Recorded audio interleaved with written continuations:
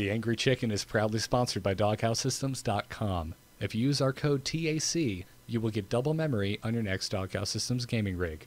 We thank DoghouseSystems.com for their support of The Angry Chicken.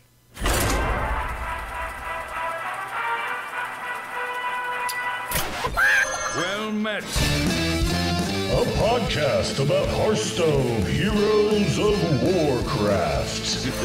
It's time for a little roll.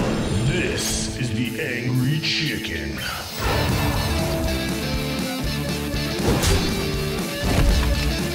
I hope you like my invention. Tastingo! I'm gonna eat that!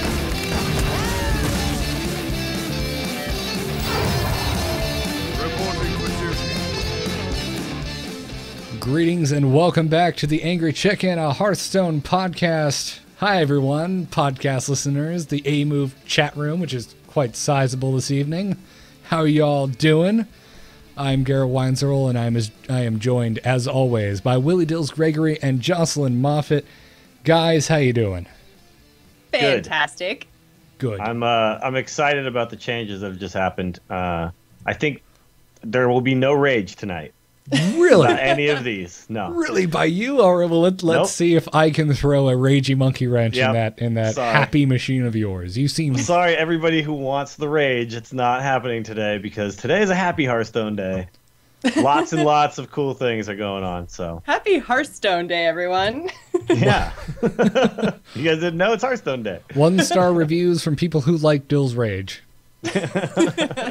Exactly. They're gonna be like, not enough rage, too much WoW, more Hearthstone, please. That's what's gonna happen. Awesome, totally awesome. So, well, great guys. Normally we joke around and just have a nice little chat at the top of the show, but there's a lot of news to talk about, so we're gonna jump right into it. Good news, everyone! Good news indeed. Season 2 is actually here. It made it. It made it, that guys. happened too, yeah. Yeah, that had happened. The thing we were waiting for a couple weeks, actually, longer than we expected. So, of course, this begs the question: how is your new ranked play going? Dills, I'll throw it to you first. I believe I am rank 10 right now. Okay. Ooh. I have not played that much though, but I've noticed that it got harder faster than it did before. Before, I think I ranked up really quick before I ever started to see really complex decks. But this time, they were kind of there the whole time. Like there wasn't a bunch of, Murlocs and whatnot. It was basically really refined. A lot of Warlocks though, tons and tons of Rush Warlocks, which makes sense, and a lot of mages. But a lot of druids and some hunters chucked in, and then this new warrior deck, which will be no more once this patch hits. But a really interesting warrior deck I hit a lot too. I think actually Crit played it on his stream, and so it got really popular really fast. But really interesting. It's like super late game warrior deck. So it's been fun. I've done so much less arena than ever before. Now that rank is actually a thing that matters. So. Yeah. I actually lost my first game in Angry Chicken rank. I couldn't believe it.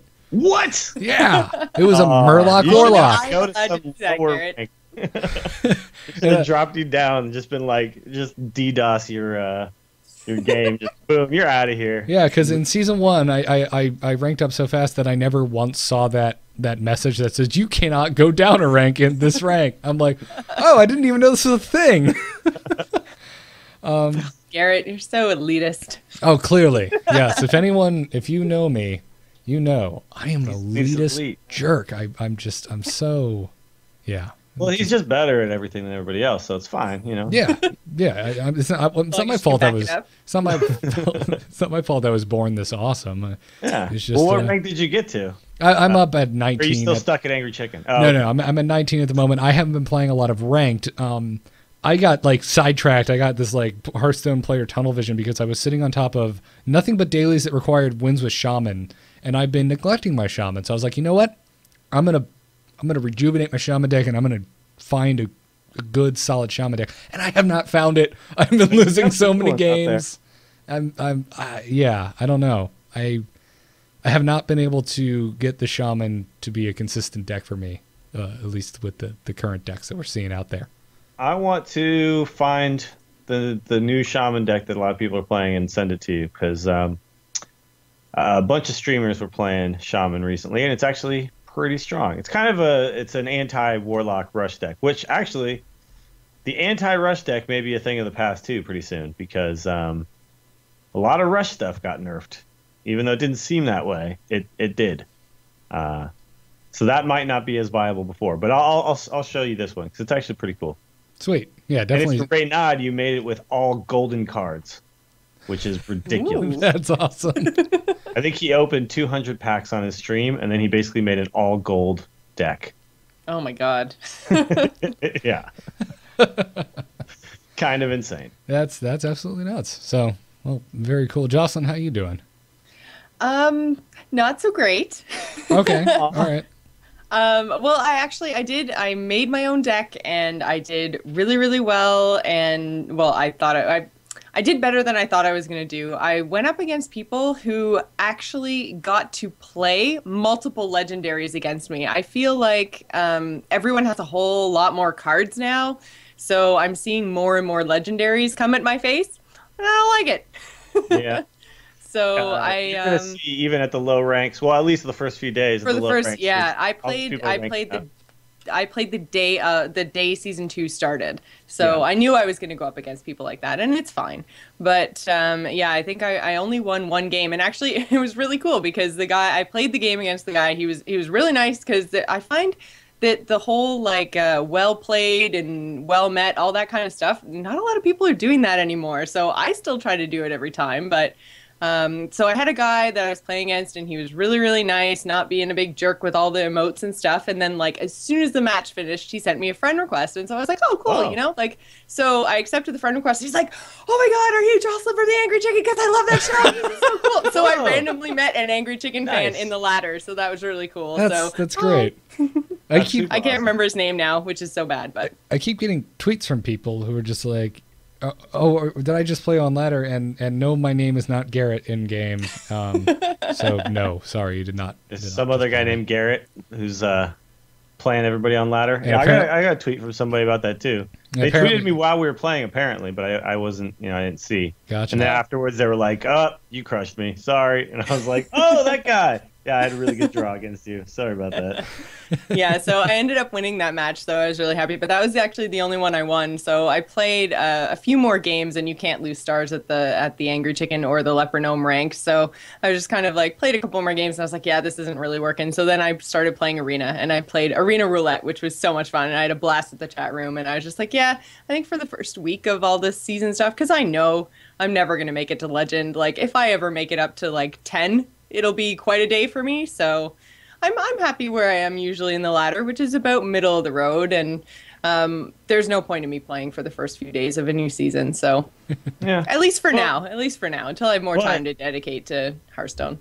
I would say this, though, you're going to see, I think you learn by seeing these decks, too, a lot of things, because I definitely sometimes go up against a deck, and it just destroys me, and I'm like, wait, what was that? And then I go and I try to figure it out, because you've seen a bunch of the cards in it. Mm-hmm. And so even if you're, not doing well, and a lot of times, I'll run into a streak where I can't win for, 3 or 4 games or something. And it's generally because some people have figured something out that, I hadn't figured out yet. So I have to kind of adjust based on that. So losing is still very valuable. I just think playing is good.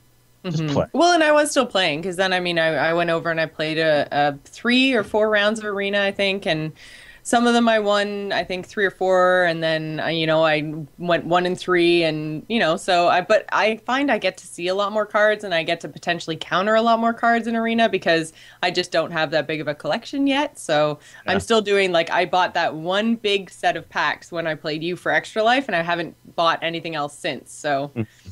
I actually finally spent in-game gold on packs. for the first time ever. Did you? No Yeah. way. Oh, I know. I think I know. heard you Tables mention have this. turned. I can't- spent like 3,000 gold on packs. I just want to bang, bang, bang. I want to open 30 packs right now.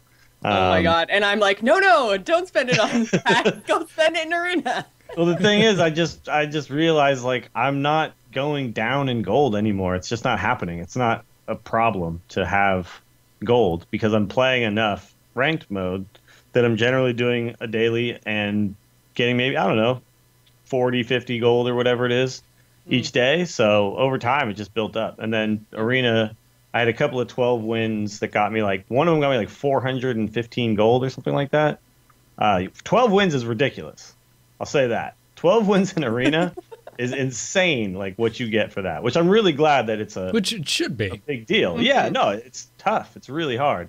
But yeah, you get, if you can consistently do that or get close to it, it's kind of insane. Let me tell you guys about the deck I had, though. Hold on. I got to tell you guys about this before we talk about the balance changes.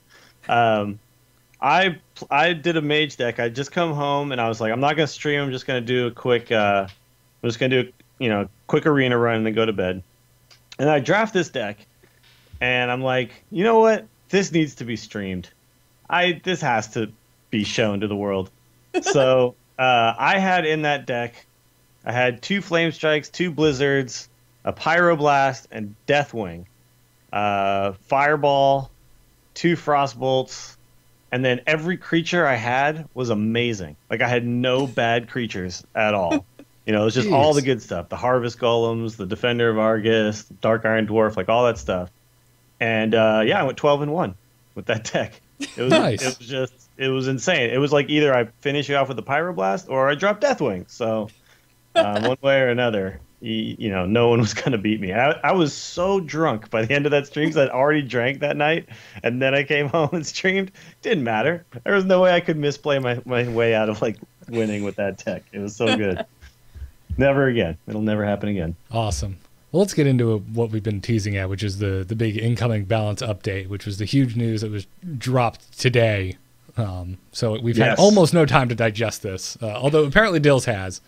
Oh yeah, but digested definitely. But yeah, I was really bogged down at work today, so I'm going to be reacting to a lot of this in real time. Do you think, first of all, before we get into all these changes, do you guys think that this is going to be another like release the changes today, patch it tomorrow thing?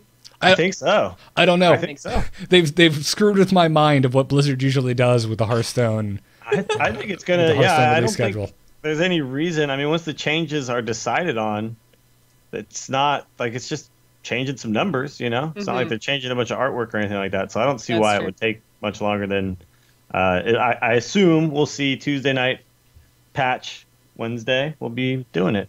Either that or it could just be tomorrow. We'll see. I would love to see really serious balance notes that were about changing artwork. The leopard gnome is actually just kind of ugly, so we're changing the artwork. No, I would say not ugly enough. He needs a little bit more pus. You're right. Yeah, a little more pustules. Yeah. He's a gnome, a leprous gnome. I mean, he should be hideous, right? Yeah, there should be things falling off. Oh. He has too many intact appendages. I'm quite exactly. I'm quite sad about this. So, anyways, yes, just today, Takralis, CM for Hearthstone on the official forums, posted the upcoming balance changes that are going to be showing up probably very, very soon, if not the day you're listening to this, if you're a podcast listener. And probably the biggest news out of this, which a lot of the news outlets I was reading overlooked, was that they wrote, "This should be our last big set of balance changes. Once we go live, we plan to make very few card changes, and only if they are absolutely necessary." Yep. Which is cool, because this is what beta should be. Like, people who are talking about, oh, they shouldn't nerf, they shouldn't change cards so much. That's exactly why they're in beta, right? I mean, that's exactly part of the deal. So that being said, this probably means we are very close to just outright release of this game. Just going to be insane. Define very close. Well, Blizzard close, but yeah, closer than we're pretty close. I mean, Well, once because this goes 3 once months. this goes I'm thinking. live, like a few months maybe. 3 months. Yeah, I think I bet. so. I'm We've gonna- still got closed beta is they said that they're not actually, and that actually might be later on the note. So if I'm jumping ahead, Garrett, I'm sorry. But they still have a few more weeks of beta invites to go out, and they're not going to be email. They're going to be just Yeah. access on your Battle.net account. So Yeah. They basically have I to mean, make if sure there's- everybody who wanted one got one. yeah, so if there's Which still we're more still getting closed tweets beta and to we're come, still getting then emails. open. Sorry. No, I was just saying we're still getting messages from listeners who were like, I never got a key, and it's at this point it sounds like, am I the last person on Earth that doesn't have access to Yeah. this game? And I Yeah. really feel for them because we've been playing it for so damn long. Yeah. So then, I mean, you've got the rest of the closed beta, because if it's going to take a couple weeks to roll out those keys, then they're going to keep it closed for a little while to, and then they're going to go open, and then they're going to have to actually launch the game. So I think we're still a few months out. Yeah. Okay. I think that's spot on. Yeah. I'm trying to think. I honestly can't remember when like the last big patch in say like the StarCraft beta was from when we actually got the game. I think it was like 2 months maybe. Oh, really? Okay. Yeah. But that was Well, it's a different beast, though, too. right. I mean, StarCraft and it is was a lot. different beta. I remember Wings of Liberty, like they just took it off. The beta was just offline for I want to say like a full month between. Yeah. Oh my God! What if we lose Hearthstone for like a month? Oh, no way. I don't think that's it's not gonna, happening. That's okay. I don't think it's good. Okay, so yeah, it's official that maintenance will be 6 hours starting tonight. Okay, so Or wait, no, well tomorrow morning, like very very early, 5 a.m. I was gonna say it's gonna be like 11 a.m. for me. Yeah, so 5 a.m. Be down for 6 hours. That means you Jocelyn, you won't be able to play for a while. I'm sorry. That's okay. I'm at work anyway. It'll be Okay. coming back up right when I'm coming home from work, so it's all good. same And here. then once it's back up, I bet the changes are in. So if you really want to play that charge deck, better do it now. And that's why we're not talking about it specifically on this episode. Yeah. All right, let's get into these balance changes because we're going to go one do by it. one because they're all way too interesting to Oh yeah, we shorthand gotta talk this. about them all. So first up, Unleash the Hounds. Doesn't suck anymore. No, it doesn't. Its mana cost is now 2. Previously Yeah. or currently it is 4. So its mana cost is being cut directly in half. And they said that the card was intended to give hunters their own form of AOE and to have synergy with other beast cards, but its old cost was too prohibitive. And I agree with that entirely. I am actually really excited about this. I'm trying to find the dude on Twitter. Someone asked, where is he? I don't know. Somewhere on here. At Night Vale asked, is it usable again? And I think, Oh yes. yeah, I think Absolutely. absolutely. I think every hunter deck will run 2 of these now. I did Because it's put got one, so much power. even at the cost of 4. I did have one in my deck, and it did come in handy a couple of times because like it, not necessarily for an AOE thing, but just to have a beast with charge. Like it just, I was able to buff it and like use one to kill the thing in my way, and then buff the other one and smack the dude in the face. And like it has its uses, but it definitely wasn't a go-to card like it used to be. And I think halving the mana cost down to 2 is definitely going to make some differences. Well, it's a combo card now. And basically what it's going to do for you is you'll be able to play something like a hyena, and then you'll be able to play a tundra rhino, and then you'll play Unleash the Hounds, and then you'll drop a timber wolf, and then you'll buff all your hounds, and then you'll give the hyena charge, and you'll kill a bunch of stuff with the hounds, and then you'll charge a ridiculous hyena into the other guy. That's a really specific scenario you just set I up know. there. Yeah, but that's only 4 cards. That's A lot of cards you're talking that hunters about- run. Yeah, but you're talking about warrior deck OTK is like 5 cards. And this is 4 cards. So I don't know. This is pretty close to OTK, I think, if you can do that. And that's 10 mana, so But it'd it be does like turn 10. it does still depend on what the other person has, right? So it's not like Well, 3 yeah. hound, 2 hound, like it's however many minions are on the other side of the board. So it is still a little bit dependent on your opponent, and I think that although it seemed a little odd when they first did it, I think it's a good idea, a way to kind of keep the card in check as opposed to just being like summon 4 hounds or something and really Yeah. letting you take advantage. So Yeah.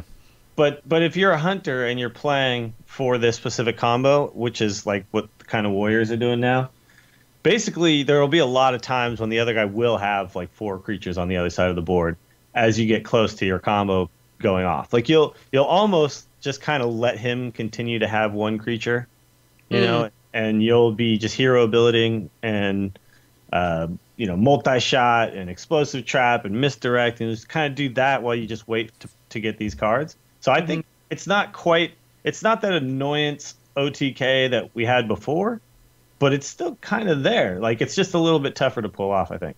So I think that's what it's kind of going to go back to. Although you can also then do that same kind of hunter deck you're doing now and just use this as just a board clear too. So it's got options. That's what I'm really I'm interested to mix this in with the current trap heavy hunter deck that I'm playing. I know, I'm so excited. So should be cool. Pyroblast is up next. Its mana cost is going up to 10. Ring the goddamn bells. Bring out your dead mages. Mages are dead. Bring out your dead. Yeah, kill mages, everybody. For whatever reason you weren't aware, it used to be 8 mana, which means you could Pyroblast, do 10 damage to the face, and then still do something else, because why not rub salt in the gaping wound? Yeah. I'm going to Pyroblast you and then freeze everything. Well, the Pyroblast Frostbolt combo is 13 damage. So you basically, when you got down to that end game against a mage, you were doing the best you could to stay above 13, and that's really hard against a mage because they just continue to pop creatures out. And I like what they said about this card a lot. I think their explanation of why they made this change. Because, the mind control change, a lot of people said, it's, the meta had shifted already. But the reason was it's not very fun to play your big creature and have it get stolen, right? So what this does is it's not very fun to play a mage and realize, like, I'm already at 20 health and it's turn 7. I guess I lose. Like, that's not very fun. They want to make the game like, I play a minion. You clear the minion. You play a minion. I then clear your minion. Like, they want that kind of back and forth. And mages don't do that. Mages don't care. So they don't want mages to just be a class that just doesn't care about the board. And I don't think they want any class to be a class that doesn't care about the board. So no, that's the direction they want to go in. Right. From the get-go, I mean, the very first time I logged into Hearthstone, my reaction was, wow, this is really visceral. Like, there's a lot of feel. It's like everything about it, from the animations to the sound design, is great, and it's very... it's very attractive. It's very similar to my first experience with Diablo 3, which was, man, this is impactful. I wish I had this kind of, action in World of Warcraft. Yeah. So since that's where the game shines, I think that's the type of gameplay they should, Yeah, and the other changes later on kind of point to that this is, they don't want, like, understandably, in every card game, someone's going to figure out something that maybe wasn't intended, and then they're going to exploit that, and they're going to make some crazy deck that doesn't play the way everybody else plays. But the beauty of Hearthstone is that they can go, wait a minute, no, that's not how you should be playing the game, and they can just, you know what I mean? It's you're doing it wrong, guys. Like, cut it out. You're doing something that's kind of awesome. You figured it out, but it's not that fun for everybody else. So let's change that. And I like that kind of proactive approach to, because I really do want this game to remain like a controlling style. Like, you have to make skillful moves and understand what you're doing to really shine at the top. And right now, it's like, you look at tournament results, it's like, oh, the mage won with the 2 Pyroblasts. So the mage who had the Pyroblast in his hand, who actually drew them, that's the guy who won. So it's not... It just feels like it's just not skill. It's like, who got the Pyroblast first, And And if you watch the Fight Night stuff, you saw in the last match, Mage won every single game. Trump won 2 with Mage. Then Artosis switched to his Mage, won 3. Like, it was insane. So I'm really happy to see this change. So good. Yeah. Well, and everyone in the chat room seems to be saying, like, oh, now mages are bad, they nerf them too much and everything else. And I really don't think so. I mean, most of what the mage does ignores taunt. So there's, if you have a whole bunch of spells that can just go straight to the hero's face, you got to do something. Yeah, yeah. Well, I mean, they nerfed the druid thing about that, right? But I don't think it makes sense. I considered this too. Like, what if they made Frostbolt minion only? I think it would still be a great card. Yeah, yeah. Like, I think it'd be a fantastic card because you still have the freeze. It's basically like so Wrath has the 2 mana, 3 damage effect, but can't go to the hero, right? So, Yes. like, Frostbolt is 100% better because it not only can go to the hero, but it can also freeze something. So it's like, I think there are some other changes that could be made as well, and I still think Mage would be a very good class. I don't think that this makes Mages dead. I think it just makes them. They're going to run 1 Pyro as the finisher. You know what I mean? Yeah. Yeah. And that'll be good because that'll mean they'll have to play a different style. They'll have to play more of an actual, play the board, play the game style. Yeah. Which will be good. Yeah. Blood Imp is on the chopping block next. Oh my God. It is now a 0/1, no attack, 1 health. It now reads Stealth. At the end of your turn, give another random friendly minion +1 health. Mm-hmm. So, man, they neutered the hell out of this guy. Well, okay. It looks bad right now, but let me try to like devil's advocate this one. I do think Blood Imp had to be changed. I don't know if this was definitely the only way to go or the best way to go or whatever, but it's interesting. But it's so basically what Blizzard is saying with this is that stealth is worth 2 attack because this is the exact same thing that Young Priestess does for the exact same mana cost. But like, okay, so Blood Imp before, if you had 5 creatures on the board and then you played a Blood Imp, you basically, for 1 mana, got 5 toughness for 1 mana. And that's kind of sick. It's right? exponential. However many guys on the board, that's how many. So, and then he doesn't kill your minions, or he doesn't kill your Blood Imp that turn. So the next turn, I play 2 more. Now I've gotten 7 health for 1 mana. Like, and as you continue to play the game, as long as that Blood Imp is there, you're getting like more and more value for 1 mana that you played, forever ago. So this to me makes more sense in the fact that like Priest heal is 2 mana for 2 heal, right? 2 health. So now a Blood Imp is 1 mana for 1 health every turn it stays alive. That seems more in line with the cost and the value of 1 health and compared to 1 mana, basically. Yep. So even though this looks neutered, I think it's still got the 1 mana value that it's supposed to have. So I think it's right. I think it's right. Yeah. No, it's a major neuter compared to the way it was. But, yes, absolutely. It's a huge nerf. But no, I think it'll still be worth playing. Oh, I think so too. I think Warlocks will still have it because I think what you'll see is the Priestess might get out because now you don't really need 2 cards to do the same thing. But I don't know. We'll see. Right. But and especially early on, I'll be interested to see because I feel like just that meta of like knowing it was just nerfed. I think people will be underestimating it and letting it live longer than they probably should. Mm-hmm. Yeah. So I'm looking forward to playing with this freshly nerfed card. Oddly enough, it's a weird reaction I'm having. Here's the other thing though too. There could potentially be a situation where one creature just continues to, and okay, so like you kill something, you have 1 creature and the Blood Imp out. Right. You know that creature's always going to get the health, right? Yes. So basically, that creature is getting healed. So it actually could be really strong. Like, let's say you put a Chillwind Yeti out, and then you got this Blood Imp, and then that Yeti just never dies because like he just constantly keeps getting healed for 1. That's kind of sick. So it could still be really good. I think it'll still. I don't think it's like a terrible card now, but the other way that people had suggested to fix it, I think we talked about it on the show, was to do it so it was just 1 health to the adjacent minions, right? But the fact is that in reality, that wouldn't actually change the card that much. Plus, people could do things like put the minion next to the Blood Imp, and then put another minion in between, then like kill something with that minion, and then the other minion goes back next to the Blood Imp and actually gets healed.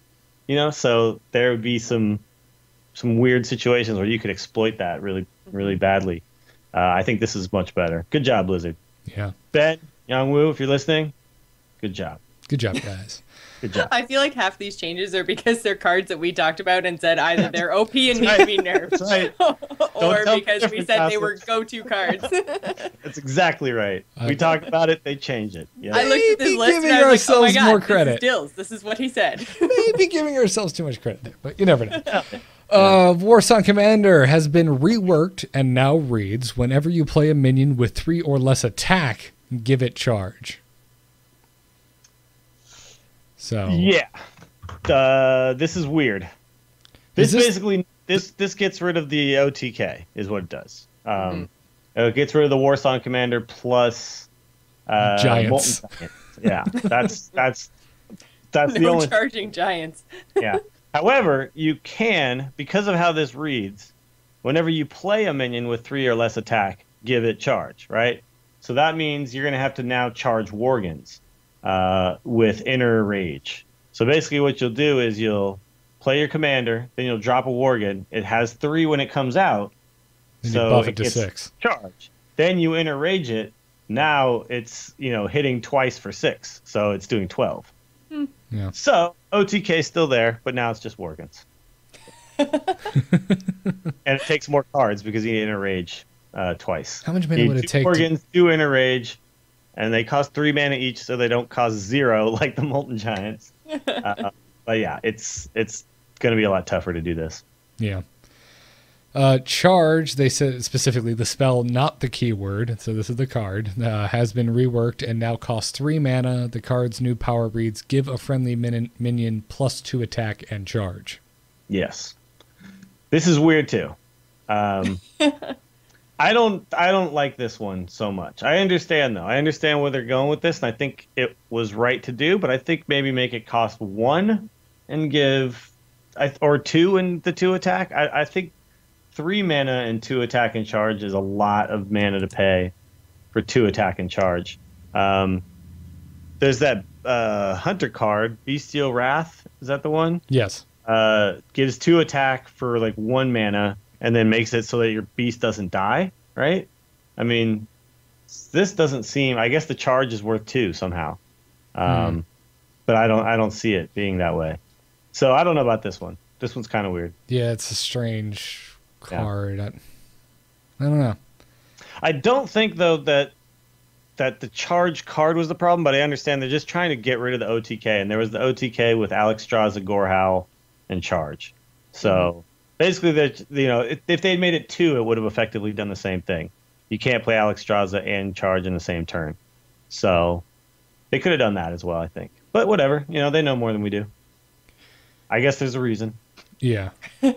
Yeah. I'm very glad that they're against OTK. I mean, they cite in multiple places here. They're like, we don't want people winning games when there's nothing on the board at all. Like, True. Yeah. And that I think is a healthy mindset for Blizzard to have when it comes to this game. Like, you shouldn't just be sitting there collecting cards and then waiting to just go crazy. Yeah. 30 health is not that much, in the grand. I mean, I know Magic it's 20, right? So it's 20, but you can heal above it. Yeah, you can always heal above. Yeah, so it depends on what type of game you're playing too. Are there there's other styles where you can have more, right? Like I've seen something about that. Well, like 2-headed giant, you have a shared health pool of 30 Oh yeah, you between have the shared. two of Yeah, you. okay. and- So 30 health makes for a short game. So when they put all these cards in with all these with these 8 attacks that cost 0 mana, it's like you're just kind of waiting for it, and playing against these hunter or the warrior decks and stuff is it's scary, it's stressful, and I don't know if you'd call it fun. So are warriors just back to unplayable again after these changes? I don't know, man. That's the thing. I'm looking at this and I'm not seeing anything to buff the warrior in any other aspect.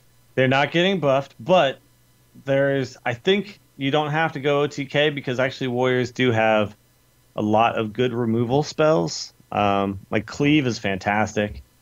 Yeah, since like you said, it looks like we're gonna get a big scale back on the rush decks. Yeah. The warrior might come back into fashion, especially the defensive like weapon based warriors.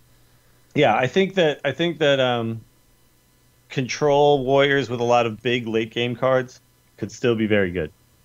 I think the life gain that warriors can get, and then cards like Shield Slam with 5 when you get up to like 5 or 6 armor, and then you just Shield Slam something for 1 mana.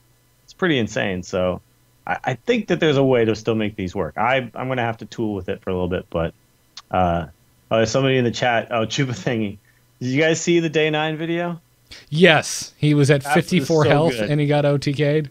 Yeah, he was at 30 health and 24 armor or something. His ridiculous opponent was like at that. 1 And health. What was great was that he was like all stoked. He was like, I don't know, he was like dancing Dancing. because He was he doing just day 9 pulled off dancing. his big OTK move, and then the other guy killed him the very next turn from 50 something. Yeah, it was And insane. you saw I watched it in the top 5 plays of the week recap video that I think Hearthstone puts together, or is it Mana Grind? I don't know. Well, they're I don't. Anyway, and it's funny. You see his dance get slower and slower, and then you see him just start cracking up when he dies because it's just like there's nothing else you can do in reaction to losing 54 health in 1 turn. That's ridiculous. Yeah, it was. It's amazing. It's a thing that it's. I don't know if Blizzard realized that this existed when they made this game. I think they were like, okay, this will be cool. This will be good. Oh, let's make some giants where the more damage you take, you're suddenly doing.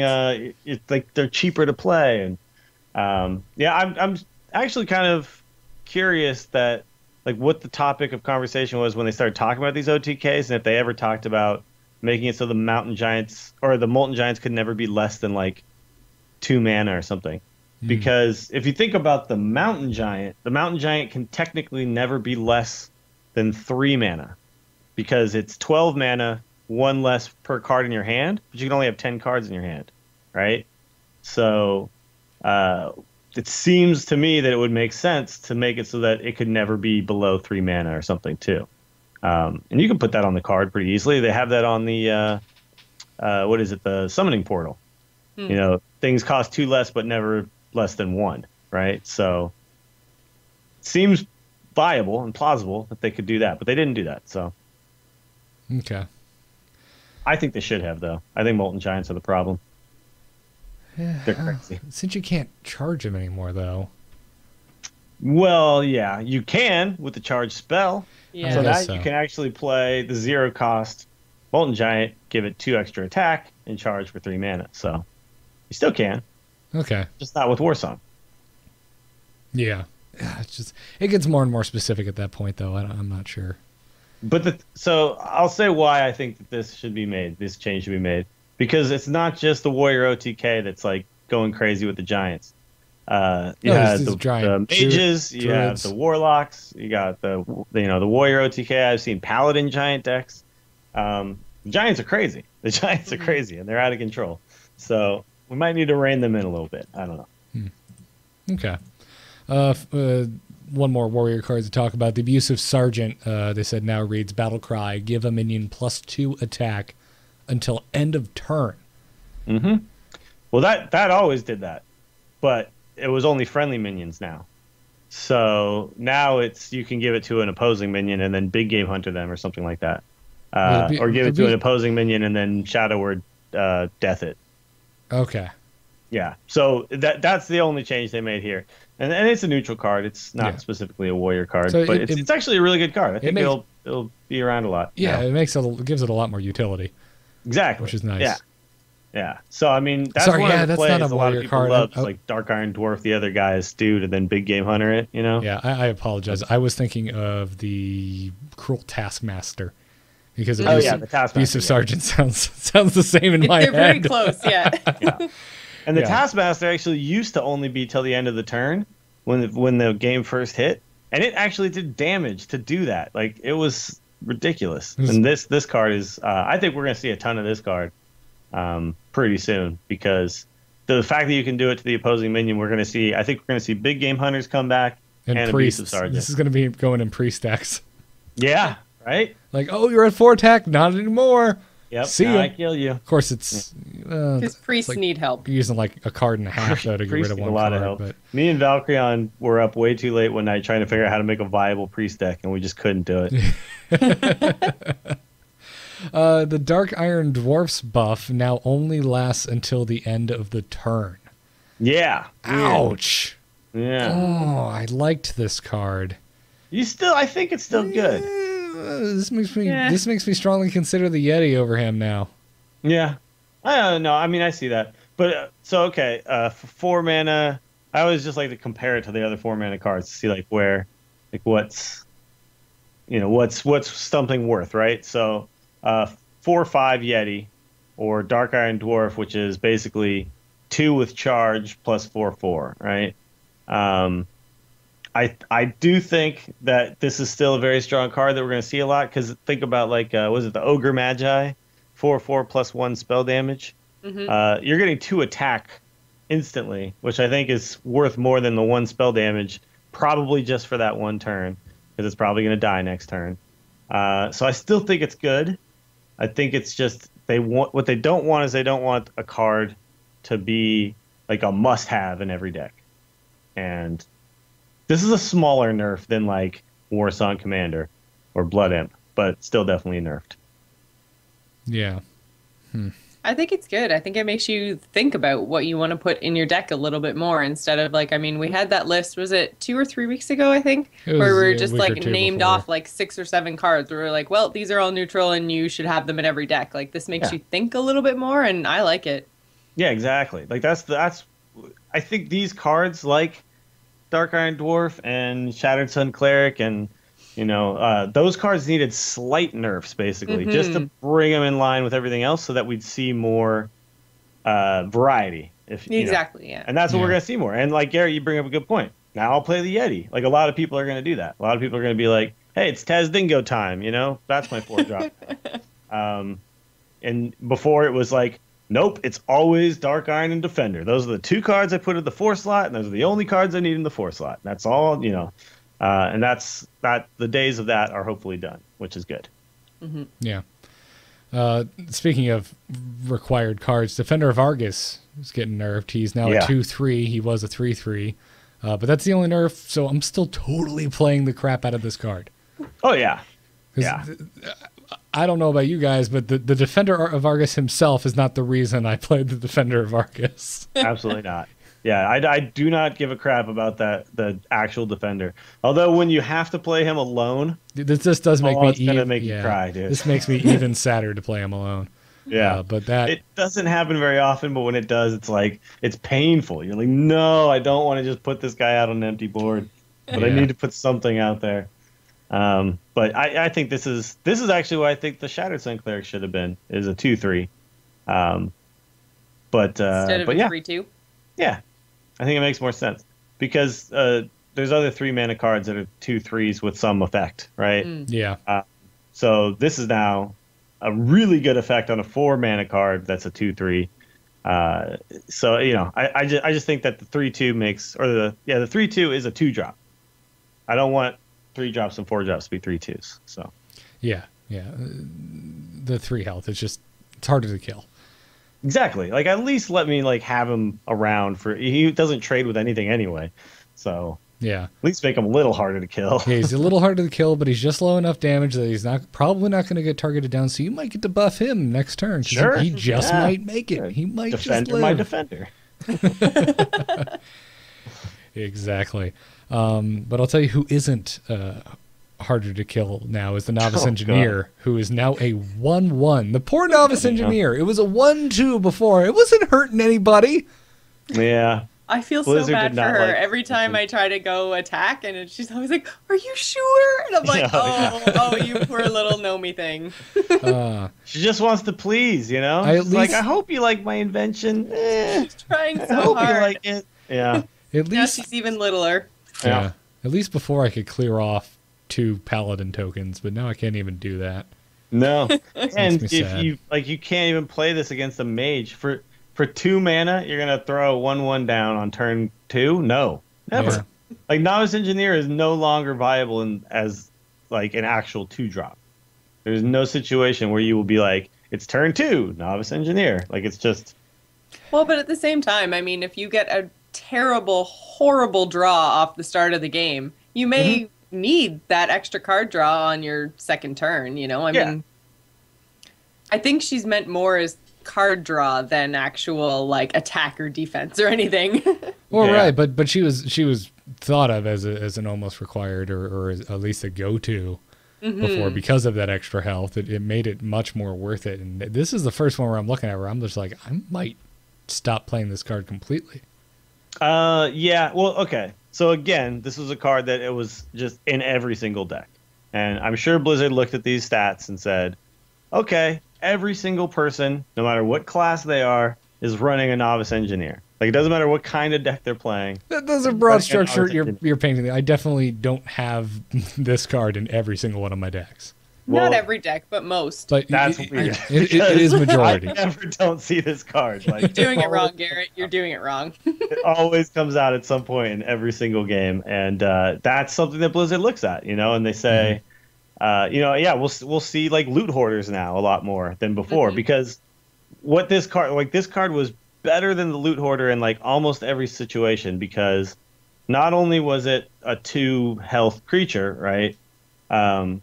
But also, if you were to top deck it, like at the end of the game, you would immediately get another card. So it's like, okay, I get another one. Okay, cool. You get the card immediately. There's no risk of silence. Not that people would silence a loot hoarder, but it happens sometimes, very rarely. Mass Dispel against that weird priest deck that you're not quite sure what they're playing because you haven't seen priest decks in a long time. Yeah. But it effectively thinned your deck, so it took up 2 slots so that you could put just super powerful stuff in every other slot. Yeah, and it also gave you a really good buff target in that one too. So, now as a 1/1, it's just gonna always die, and think about like Blood Mage Thalnos, right? So Blood Mage Thalnos is 2 mana, 1/1. With the spell damage. So what they're basically saying with the Death Rattle draw card. So what they're kind of saying now is that the immediate card draw is worth 1 spell damage. That's kind of what I'm getting out of this. Like you can now compare those 2 things. I still think a lot of people will play it, but I probably will be taking it out of a lot of decks. Yeah. Oh well. I don't like your invention anymore. I am like philosophically opposed to 1/1s. Yeah. What about 1/1s with Divine Shield though? Those are good. Okay, but that's basically a 2/2. Yeah, pretty much. Well, it's a 1/2. Yeah. For 1 mana, which is pretty good. Yeah. But yeah, no, I'm not mad about this. I'm not happy about this. It's the one I'm the least. Yeah. I'm the least agreeable on. Really? So this is the one I raised probably the strongest eyebrow to. Yeah. I'm neutral on this one. I'm really neutral on this one. I think it's fine. It is what it is. It's in all of my decks. It's in all of my opponents' decks. So it's in the end, I didn't gain anything and they didn't gain anything. Like both of us just lost Novice Engineers. That's all. And won't be playing it anymore. I love chat room. Garrett hates the Angry Chicken. Confirmed. The reason we named the show The Angry Chicken is because it's a terrible card and it's hysterical that it's a rare. Yeah. And it's just funny. You know what though? Thalnos just got put in even more decks than he was in before because of this. And Loot Hoarder too. So buff to Loot Hoarder, buff to Thalnos. I love that nerfing a common card just punched up the use of a legendary. Yeah, exactly. That legendary sucked. No, that legendary was great. It's a great legendary. Now it's greater, Now when you look at it compared to this card, it's even better. No, it's gooder. So what's fun is when you would play the Novice Engineer in a top decking situation and then get like Ragnaros or something. And be like, you know what? I do like your invention, Novice Engineer. Your invention is pretty good. Play Ragnaros, win game. But now I won't get that. I guess I'm sad that I won't get that situation anymore. So will you replace it with any other card draw? I don't know what is gonna fit yet. I'm gonna have to think about that one for a while. I stumped Dills. Oh, write it down. I think we might see more Acolyte of Pain stuff because you're still gonna definitely. Yeah, I mean, Acolyte of Pain is still another mana. Yeah, but you can most of the time get 2 cards for it if you somehow finagle it right. Also, Acolyte is a great buff target because if you can buff that thing, now you're almost guaranteed to get Multiple two card cards. draw. More than one Plus, card, yeah. Nat Pagel is clearly like the strongest 2-mana cost card in the game now. So I think we're going to see nothing but Nat Pagel everywhere. He is such a pain in the ass to deal with on turn 2. Yeah. Well, we were talking about this the other night. I think it might be the strongest, like, neutral turn 1 play in the game is coin Nat Pagel, because there's no class that can deal with it except for Rogue could backstab and then eviscerate it. So it would already be a 2-for-1. Yeah, and you just blew two of their removal right out the gate. Yeah. So in exchange for a 2-mana card, you would get rid of 2 removal spells, or they could not do that and just let Pagel chill, and could draw like 3 or 4 cards. Yeah. I mean, I've seen him just blow me out in several games where I can't get rid of him. I don't have him yet, and it's pissing me off, but I will soon. Next. I think I had him, and I think I disenchanted him. I don't remember. I was going to say, I remember this conversation with Ibit on episode, what was that, 3? Yeah. And didn't he have it or something? And he didn't know, thought it was Pat Nagel and didn't know what to do with it. And Yeah. It's, you know what, though? It used to be broken, so I think a lot of people just thought it sucked. Right. It statistically was not working as intended. So Yeah. So now people are realizing, when it actually works, it's really good. Like, it's 50% is, it's a coin flip. I've flipped heads 3 times in a row plenty of times. So if you can keep them on the board for several turns, you could draw a ton of cards. It's amazing. And you could also draw no cards, but yeah. unlikely. Finally, Sylvanas Windrunner is getting a little more expensive. She's going to now cost 6 mana. She used to cost 5. Mm-hmm. Blizzard had this to say on the subject. They said Sylvanas had power and stats that made it a bit too powerful compared to the other 5-cost cards, which made it automatically included in many decks. We want players to have an option of what cards they put in their decks, so cards that feel like they must be in all decks, especially neutral ones, are not ideal. Yeah, it's true. I mean, this is what I just said about the novice engineer, and this is Right. clearly the way they feel. I mean, Sylvanas literally is in every deck. I mean, every single Unless you deck. don't have her. Unless you don't have her, yeah.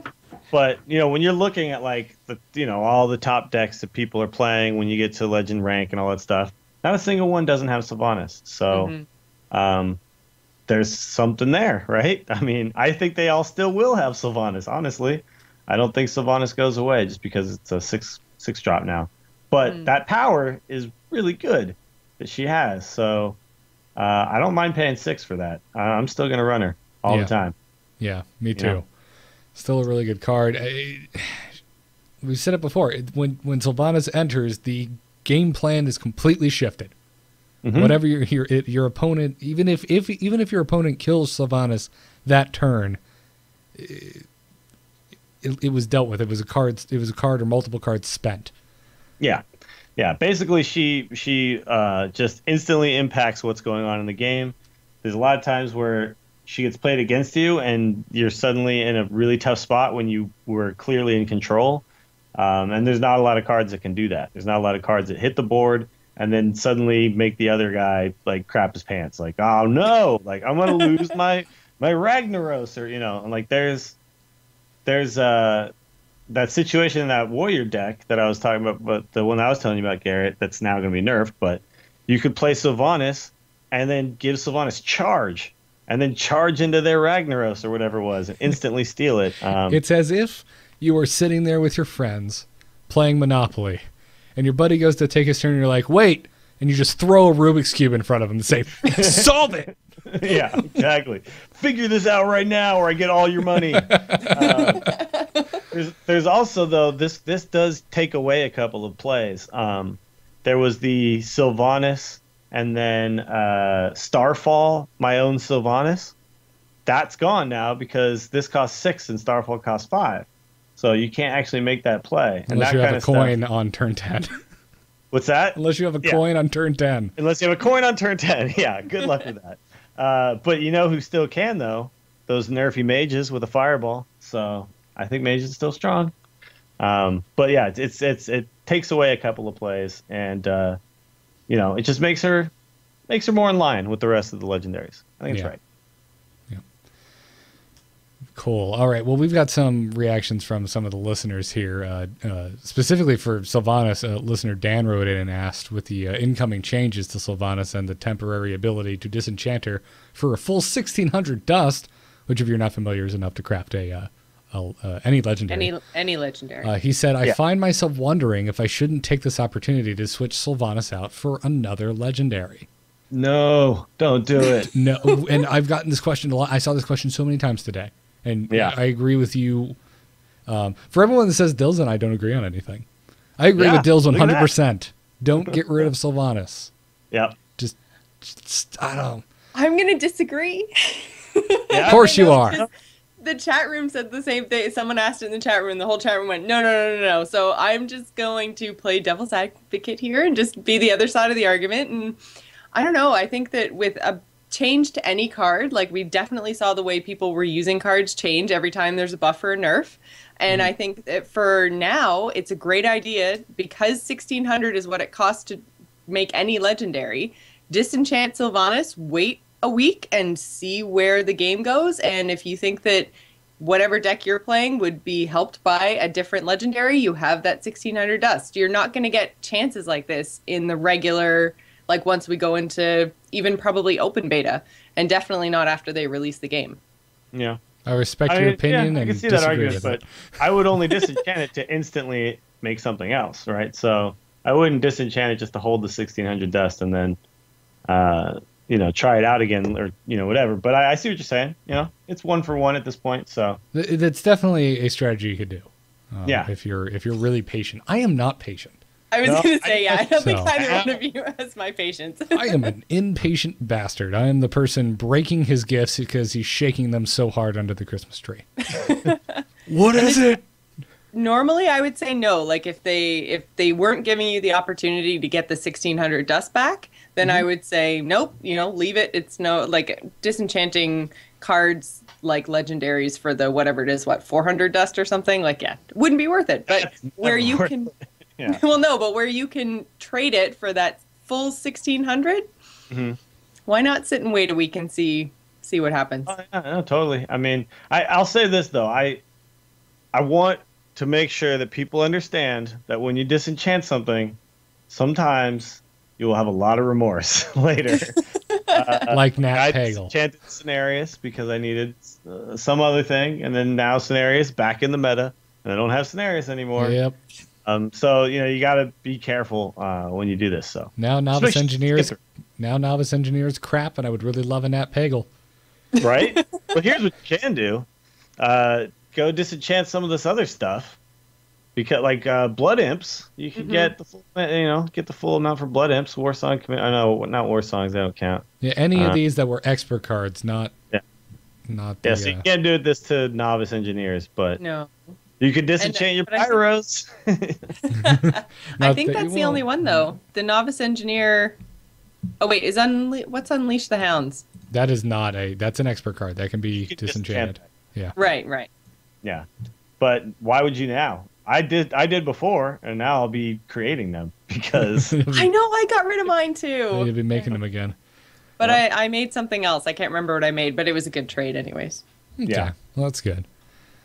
So cool. Undead. I want to point something out to Undead Goat here. I think that if you play Deathwing with Sylvanas on the board, I think you just give your Deathwing to the other person. I'm pretty sure, because the Death Rattle goes off. Yeah. Because Deathwing is on the board when everything dies. Exactly. He's in play. Hits the board, then kills everything. You give up your Deathwing. He doesn't kill everything, then enter the board. Yeah. That'd be like the worst play ever. You know what? Okay, well, did we talk about this last week? It doesn't steal the damaged golem from Harvest Golems. Yes, I don't know if we did. Okay. Yeah, we talked about that. This is one of our science explanations last week. There's a lot of people still. I mean, Sylvanas is also a card that confuses everybody. Nobody knows like how it works in all these situations. There's always like things that come, you're like, if I do this, what's going to happen? It can only steal cards that are currently in play. Yeah. At the time that are in play at the time of the death rattle going off. Yeah. So the damaged golem is not in play when the death rattle goes off. Exactly. So yeah. Undead Goat also tweeted at us earlier today when this first all came out and asked if we thought that nerfing so many of the quote-unquote obvious choice minions will make the game harder for new players to learn. Yeah. Which I think is a valid question. It is. Yeah. Absolutely. Well, what do you think, Jocelyn? I don't necessarily think that it's going to make it harder for new players. I think it's going to make the entire game as a whole a little bit more challenging, like anytime that they make a change like this. But I don't think it's going to impact new players so much, only because new players in general, unless they're going to buy the game and drop a whole ton of money right away, don't have a lot of cards to choose from anyway, at least in Constructed. And then in Arena, it doesn't really matter, right? So I think... I don't think it's going to have as big an impact as it potentially could, only because there's that kind of, it takes you time to earn cards, one way or the other. So I think it'll still be fine. I think I agree with you. I think I think we just buffed new players with this, because the new players don't necessarily know all of these cards are the best cards, right? Well, that's true too. So what this means is, like, they'll put in whatever they think might be good, and it won't be so bad compared to all these obviously good cards, you know? So bringing all the cards kind of in line with each other, where, yeah, of course there's still going to be good and bad cards, but the good cards are not just so much more powerful. I think it's actually a buff to new players who don't know exactly what's good and what's bad. Yeah. And it opens them up to be able to use all kinds of different cards, right? So you could use whatever you feel like. If you want to control more, if you want to aggro more, it's all more up to you and your playstyle and what you're more comfortable with, as opposed to like funneling everybody into this one little box and saying you must have these 10 or these 12 cards or whatever. So I think it's better overall, and I think new players will have a learning curve anyway, and it's better to learn with variety than learn with one little tiny set of cards. I don't know what's the best anymore now. You know what I mean? Like, all these cards they're all going to be completely, like, if I get a Dark Iron Dwarf in an arena, I'm going to be like a little bit hesitant. I don't know if this is going to be the right pick now. Whereas before it was like, auto pick. Like, you just know that these cards are like leaps and bounds above the others. So have a 30-card deck of nothing but Dark Iron Dwarfs. Once I get to turn 4, man, watch out, dude. You're done. You're done, son. It just keeps getting bigger. God damn it, again. I mean, Dark Iron Dwarf, I think, is still really good, because I think most of the time I use that to attack right away anyway. But, you know, these little tweaks, these little changes, basically make it so that someone can just kind of randomly assemble a deck, and it's not going to be terrible. It's actually going to maybe have some viability. So we're going to see a lot more variety, which is amazing, I think. Yeah, I think that's good. And someone in the chat room just pointed out saying that more people are going to cry about how the game is pay to win. And I actually think that this is almost a counter to that. I mean, if everything's falling in line and everything is playable, then all of a sudden you don't need to have 400 cards to build a viable deck. You don't need to pay hundreds and hundreds of dollars to open all the packs. You can just have, you know, your 50, 60, 70, whatever amount of cards you have, and you can build a viable deck from what you've got. So I think that this is actually a move in the opposite direction, and I think that anybody who's crying and saying it's pay to win is just not paying attention. Yeah, I mean, if you get to legend rank, you definitely have to have some legendaries in your deck. But I don't think that that's like the wrong way for this game to be. I think you're supposed to like want to earn those legendaries or want to get them somehow. Or you can just make a Murloc deck. Yeah, you can just do that too. Exactly. Yeah. Even then, you need that legendary Murloc. Yeah, but that one you just get by making the other one, so you don't even have to pay the 1,600. But you know, you just have to be a bastard and you get them. But you know what though? Like, what would be the point of a game where the legendary cards were not good? Yeah. Like what? So okay, why do I want those cards? Then you can still craft them. You can still get there without paying a dime. It's just going to take more time. Takes longer. Well, and not to mention that even if you do have a legendary, all I have to do is run an owl with some silence, and then I can just silence your legendary. Screw you, silence. Unless it's Ragnaros, then you just turn it into an 8/8 that can attack your face. So watch out for that. Yeah, it's in most cases. Hearthstone. Wait, that's a legendary. Hearthstone will always be anti-pay to win compared to any existing physical card game. Yeah, or Yeah. any You know what's- most Magic other free-to-play models. You know what's pay to win? Magic. You Yeah, know no why? Magic It's players. literally impossible to play for free. They're like, wait, I only have to spend like $50 one time and I'm good to go. And then I Unless just you're have- committing theft. If you're committing theft, I guess then you can play Magic for free. Yeah. Unless, well, you could just be bigger than all the other Magic players and just beat them up, right? I mean, oh wait, Still, that is committing theft. That's theft and Never mind, battery. You're right. You're onto something. Now, there, now Gary. you're getting two crimes on your record there. So good on you. Not a lot of dudes crushing nerds at the Magic the Gathering tournaments, from what I know. But yeah, this game is definitely like, yes. And I see this all the time on Twitch channels too, where someone's like, "Oh, you played Cairn and then you followed it up with Ragnaros." Like, this game's definitely pay to win. It's just like, have you ever played a card game? Like, ever? Yeah. Yeah. Oh, freaking. But it would totally suck if all the legendaries were just the same as all the other cards. Like, that would totally suck, man. That's why it's just an idiotic argument. Yeah, Like, legendaries need to mean something. Like, that needs to be good. Like, yeah, well, what do you want? You just want a game where you just have all the damn I cards. just want everyone to only play wisps. And then whoever trades better with their wisps is the guy who wins. It's totally even. It's fair. It's the fairest game ever. All right, wonderful. We've gone a tirade over. Moving on. Oh man, I said there was gonna be no rage, and then somehow. Well, it wasn't about That's true. the This changes isn't themselves. Anyway, we're gonna have a salute for the novice engineer, bury her, and move on. In other news this week, the final beta invites are going out this week, according to community representative Aratil. He posted on Friday that all the remaining accounts with beta opt-ins before the recent cutoff date of January 7th are planned to be flagged for beta access sometime this week. Specifically, you will not be getting a key. It's just no more emails.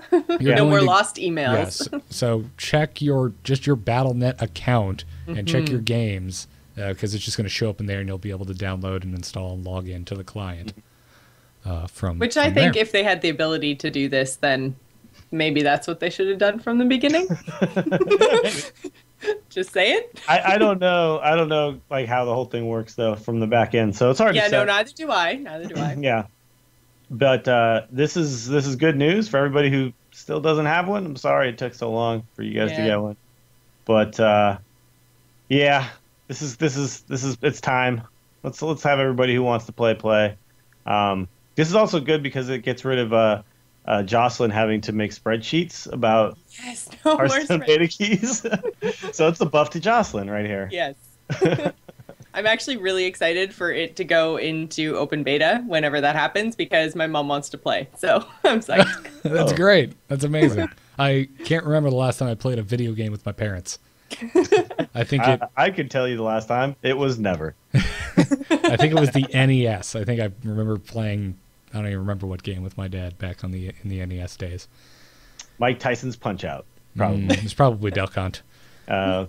Hate that dog. Hate that damn Duck dog. Hunt.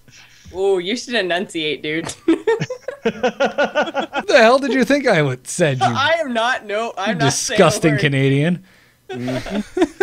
Just switch a vowel, and I think you know what she. Yeah, I don't. I'm not even gonna go down this Now road Garrett's gonna try to figure it out. of telling. No, I'm aware of. You're just. Oh man. Moving on. Last week we talked about the ESGN Hearthstone Fight Night tournament that was going on. The VODs are all up now on YouTube. We have links to them in the show notes over at amove.tv/TAC. It's just /TAC, right? Yeah, just /TAC. It's different from our Twitter and email, etc. But yeah, I the only other game I caught this week was Crypt versus Artosis. I guess it was the game or Revenge. or set 3. I Sweet guess. Revenge. Yeah, that's a great freaking set of games. Really back and forth, super close games. Check it out. Yeah, it's actually the whole thing was pretty good. It's a surprise to I think a lot of people who actually won this thing, but I gotta say, I mean, spoiler alert if you don't want to know what happened, Maybe just skip ahead a few seconds. There were random race car babes for no reason. Oh, Spoiler yeah. alert. Spoiler alert, there's girls. Why? It's really awkward. It is. It was awful. Like, I mean, I started watching that first video and I was just like, oh man, like I just fast forwarded through all the crap at the beginning and then I was just like, okay, now we're into Hearthstone, and the commentary was great. Like, and I really liked the way that they had the stream set up. All the other first part was painful. All the other production was really good. Like, I don't know. Like, all I can think of is like, man, I want to go to the next Magic Grand Prix and I want the players escorted out by random scantily clad women. It's so, I mean, okay, I really like the production value. I like that someone's trying this hard with Hearthstone. That makes me happy. But there are definitely some cringeworthy moments made by the juxtaposition of scantily clad women and awkward nerds, right? Like it's like I mean, we've all been to a con before. We've seen these cringeworthy moments. But yeah, no, I really enjoyed it. I'm glad that it happened. It was I watched every single one every day. Like, I tuned right in. I was like, yes, it's about to start, and yeah. And then I actually the Crypt Artosis one I watched again because that was, I mean, that last move by Crypt to actually win the thing, that was a serious puzzle, that board. And I don't know if you remember exactly what that looked like, but he basically ended up getting Artosis down to 2 health with a magical Ragnaros hit and had a A-bomb on board. So it was almost like a reverse situation of BlizzCon, where Artosis is the one who had the Leper Gnome on board and Crypt was at 2 health. So it was like, everything about it was like sweet justice for Crypt. Yeah, and it was such a good series. I highly recommend it. And for people who think we're hating on it, we're teasing, we're making fun about the models just because honestly, that's about all I can make fun of. This is really well done. The games were amazing. Yeah. But I'm just like, really, we are in the 21st century, right? We don't need this weird type of eye candy anymore. We're all adults here. Yeah, but even then, like, I mean, I'm all fine with like hot girls. Girls are hot. Boobs are cool. I get it. I get it. Austin just said boobs are cool. We need to make that a sound drop. We need, someone cut that out and send it. Iceworm, get on it. But the point is that it was just so awkward, and it could have been done. I mean, I would have almost even preferred bikinis instead of like the fake geek girl stuff. Like, I don't know. Whatever, man. Just do it. Man, it was just awkward. They were weird, like the outfits they chose. They're like, here, we're gonna get glasses. Like, we're gonna make you like the nerd's dream, It's yeah. Like, I agree with the chat room. It should be me up there in a bikini holding up cards before its match. Oh yes, let's get Garrett in a bikini. Everyone can revel in the glory that is my beer gut. God, gotta do that for our tournament, man. And no one will ever watch another one again. Yeah. Well, you know what though? Here's the other good thing about Fight Night though. They're getting tons and tons of viewers on Twitch. Yep. So Hearthstone is blowing up, dude, and that's a good thing. That's a good thing for everybody because it's a great game and it deserves to be blowing up. So yeah, there's a reason we're telling everyone to go watch this because it's damn good. Yeah. So they'll learn from this first because I'm sure they're getting tons of feedback, and they'll learn from this. I'll say this though, you remember when you didn't like Crypt and Trump being casters, in that one thing, so it's kind of awkward. Did you watch Crypt cast this time? It was like smooth, man. No, I don't. Did he? Well, no, because the only game I caught this week. Oh, you only watched that one? Okay, was him versus Artosis. Watch. I don't remember which one it is. I think maybe it's Ekop and Monk. I think. But anyway, Crypt is the commentator. I'm gonna go. Yeah, I'm gonna go through and watch all of these. I just. And I think he's coming. He's come a long way since that tournament as a caster. So this is kind of cool too. We're gonna start to find out who like the better casters are for these games, and things are happening. Yeah. Good things are happening. Yeah, I come from StarCraft where all this is already figured out, and I'm spoiled. So. True. Yeah, but no, this is great. Go check out ESGN Fight Nights. So let's talk some strategies. Hit it very hard. Wanna blow something up?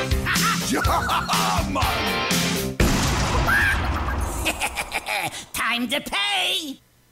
We got a tweet this week from @Trenty who wanted to know. He asked, "Hey guys, you should do Hearthstone rules of thumb in the strategy segment." I'm like, "What do you mean?" And he shot back exactly what he wanted to find out. So I was like, "Cool, we're gonna make this a strategy segment this week." We'll do your specific rules of thumb. Well, he gave some examples, and I figured this will probably branch off into other discussion. So, Sure. Knowing us, considering you and I did a talk with Brian Ibbett on his cast, and we did like a whole episode without any notes, Yeah. I think We we'll did be an hour.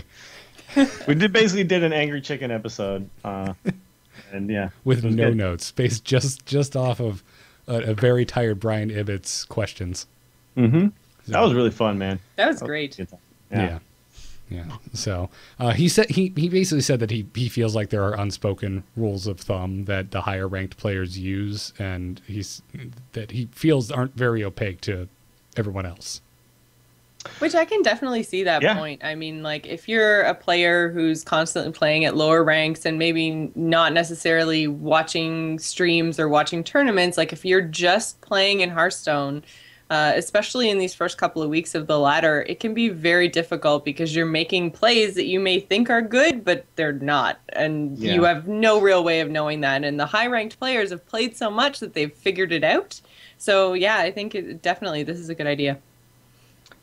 Well, okay. Well, let's just start tackling these things. He wants to know what you mulligan and control the aggro deck.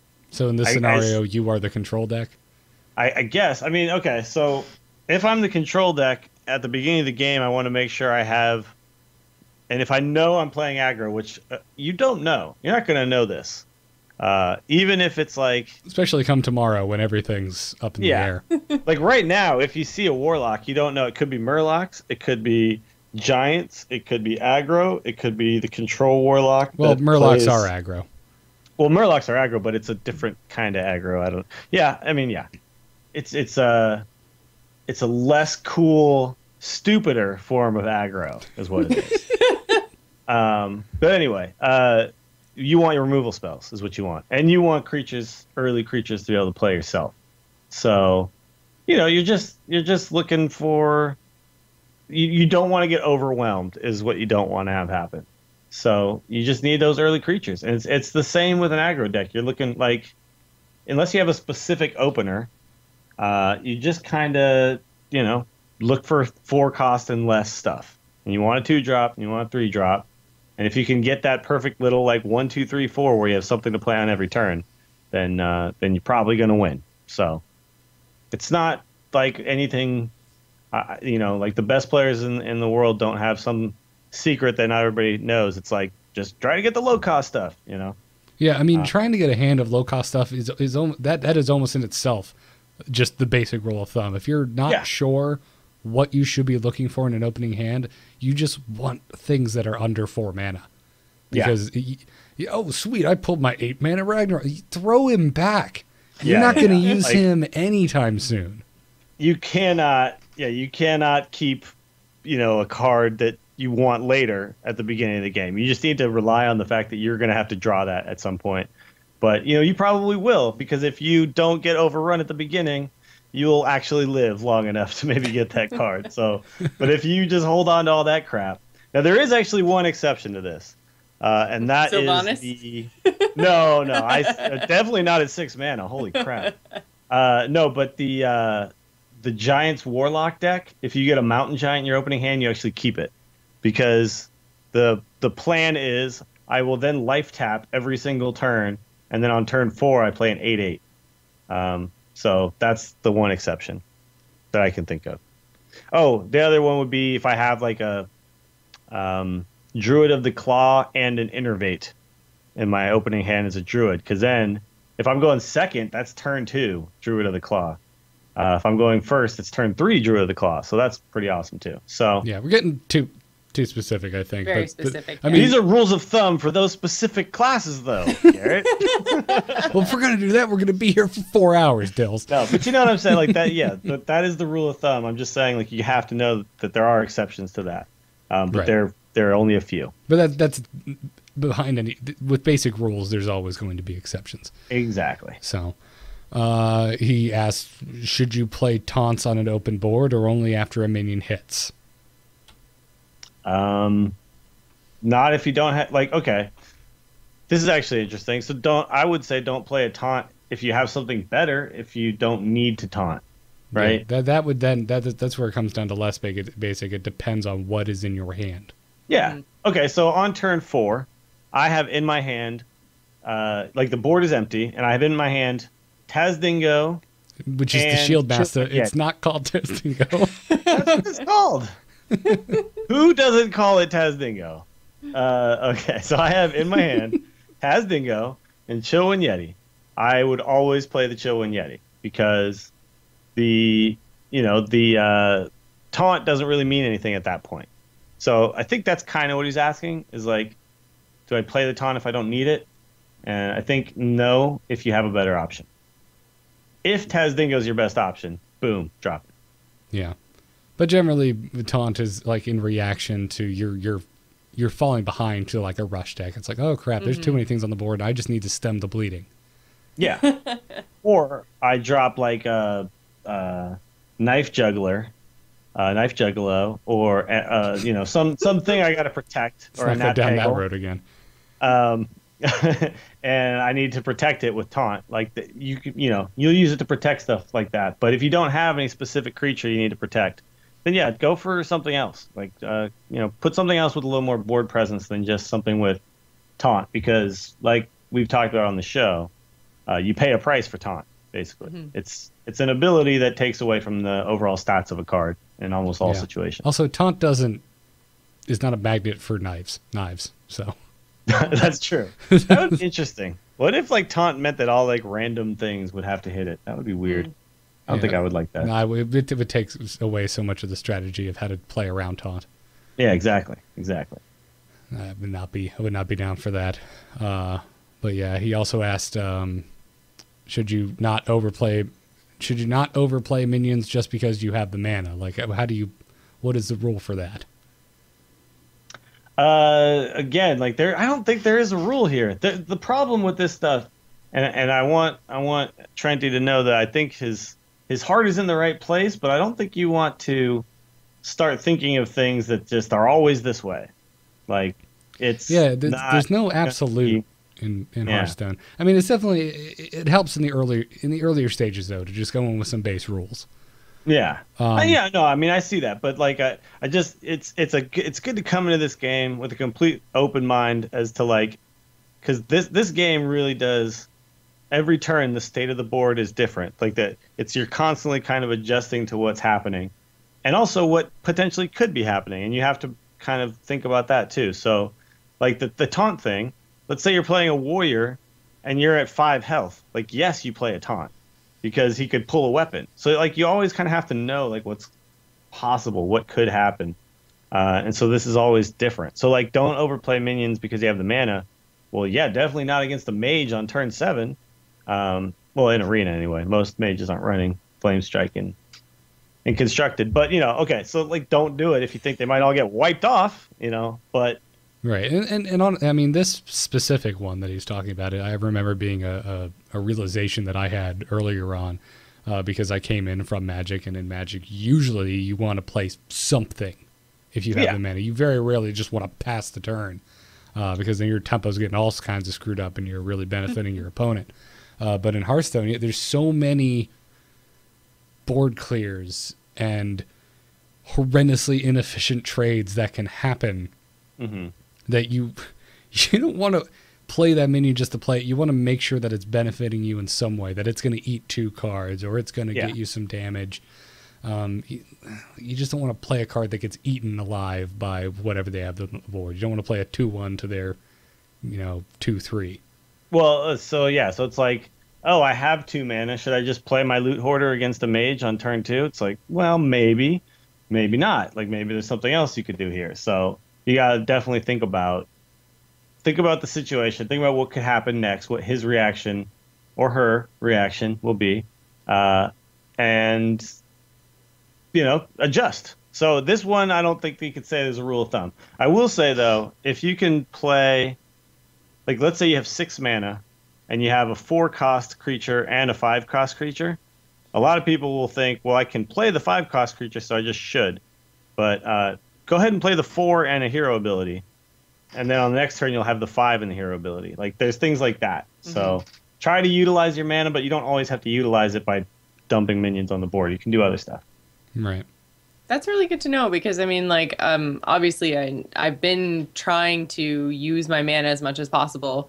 And so I definitely fall into the category of, like, just play all the minions. Like, do the math and be like, okay, I have, 6 mana and I can play these 2 cards or these 3 cards. I'm like, okay, well, I should probably get these 3 out now because I know what else is in my deck and I'm going to pull something bigger and I might not get a chance to play them again. So definitely trying to spend all the mana, and that's probably one of my biggest errors from just hearing you guys talk in the last 5 minutes or so. That not that I don't go in with any strategy, but definitely like my mana usage and trying to use up all my mana every turn is probably one of the things I've been doing wrong.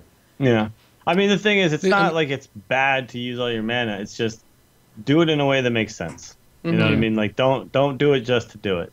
Easiest example would be, easiest example is something like Defender of Argus. It's like, you don't really want to drop him when there's nothing to buff. Yes. Sure. Yeah. You might be in a situation where you have to. Those situations exist. Yeah. But I've definitely had plenty of times where it's like it's turn 3 and I have like a Shattered Sun Cleric and a Fairy Dragon. It's like, well, I'm not going to play the Shattered Sun Cleric even though that costs 3 because that's stupid. That's a bad move. They're the same card effectively. In fact, the Fairy Dragon is better at this point, so it's you just got to think about what you're doing and why you're playing the minion. When you have an empty board, like, that is kind of a tricky situation. Like, empty board, I get to start. How do I want to create this board? You don't want to just go, well, here we go, I can place 5 dudes. I mean, there are situations where you want to do that. There are situations where you want to do that. So why not? If you're a Warlock Rush deck, yes, you do want to do that because then you tap and do it again. But you just make sure you have a purpose. Yeah. Should you trade cards versus go for draw? Go for draw.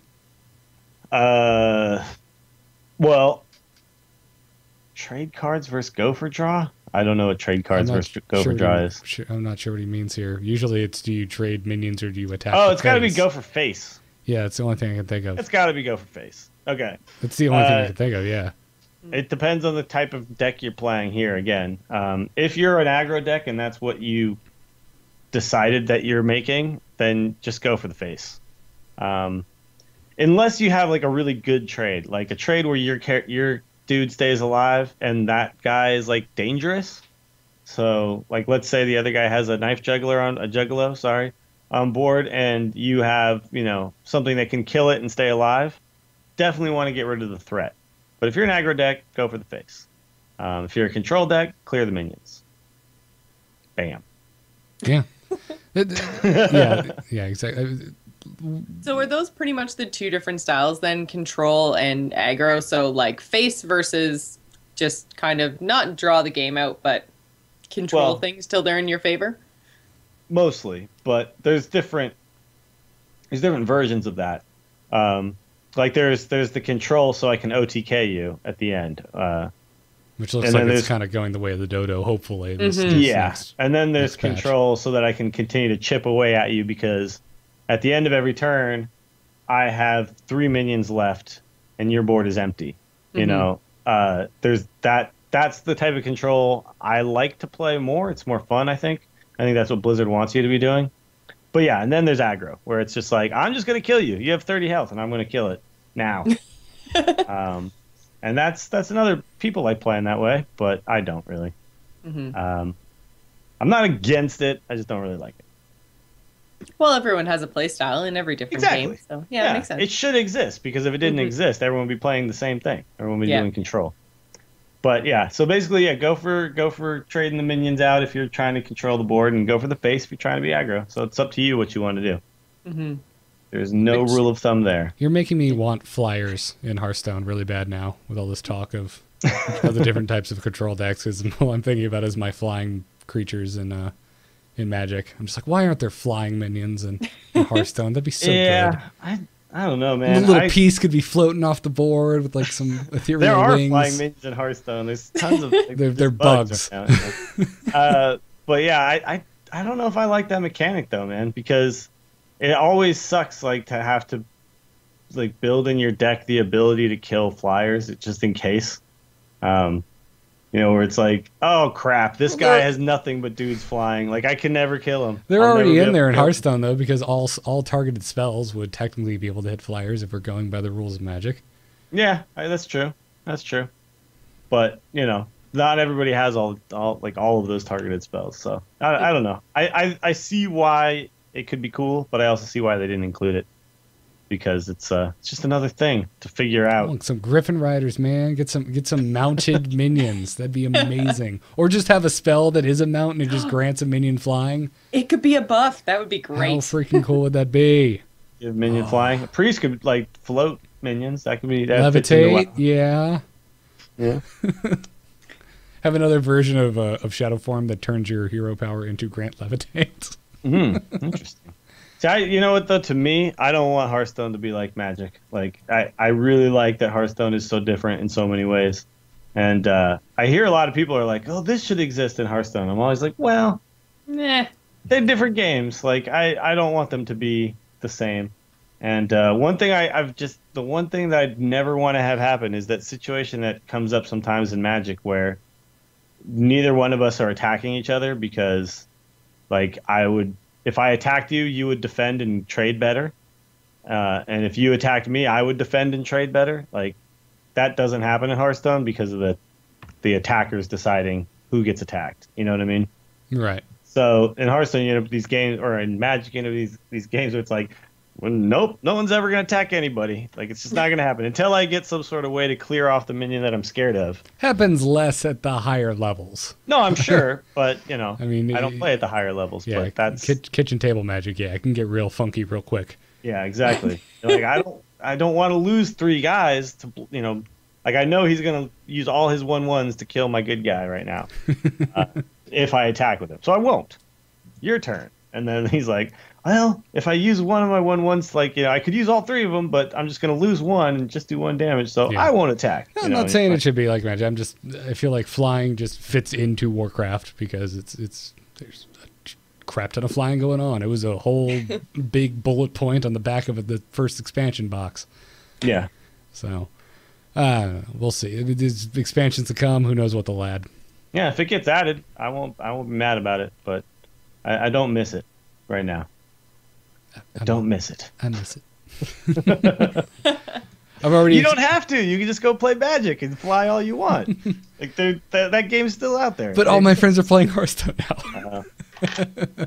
First world problems. Indeed. So at the end of this, are there any real rules of thumb? Anything other than like have a good curve?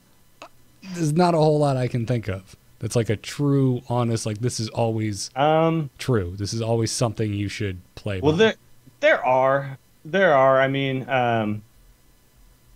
like I would say in Arena, have at least 5 2-drops. It's like there's definitely like these rules, and these are the types of things I talk about when I do like lessons and stuff with people.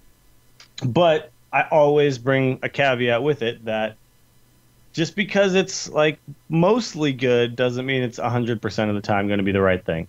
So, as much as we could like give these kind of basics, there's just no way that I can ever in good conscience tell you this is always going to be like this, because it's not. It never will be. Yeah, there's a reason that the good deck guides out there have like breakdowns for every matchup. Yeah. Because it varies pretty differently between each matchup. And they break their own rules all the time, right? Like, I've watched lots of games where the player's like, well, normally, like, I would say you do this, but I know this is going to happen, so I'm actually going to do this. This might look weird. And sometimes, like, the chat will just be, like, blowing up, like, oh, you knew, blah, blah, and then, it actually turns out to be the right move. Because there's not one way to play this game, and there never will be. So, and I hope there never will be. If there is, then Blizzard will nerf it. It will be boring, and it'll be called the Hunter OTK. So, But good questions though. yeah, indeed. Hopefully that helped you out there, Trenty.